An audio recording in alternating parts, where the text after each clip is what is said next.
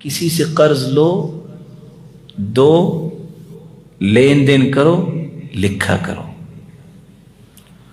ثلاثۃ یدعون اللہ فلا یستجاب لهم، تین ایسے بدبخت ہیں وہ دعائیں بھی کریں اللہ ان کی دعاؤں کو قبول ہی نہیں کرتے۔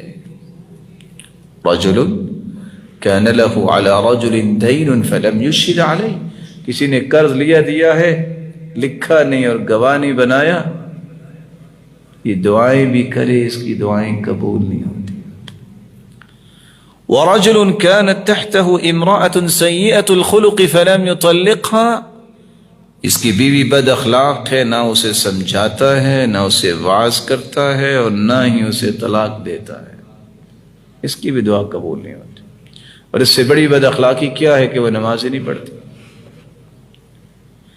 ورجل آتى ماله سفيها، قال ابن عباس رضي الله عنه السفهاء أي النساء والصبيان، بندے کو اللہ نے ذمہ دار بنایا ہے، وہ سن رشد کو ابھی اولاد نہیں پہنچی، مال ان کے سپرد کر دیتا ہے، عورتوں کے سپرد کر دیتا ہے، تم کاروبار کرو، ایسے شخص کی بھی اللہ دعا قبول نہیں کرتے۔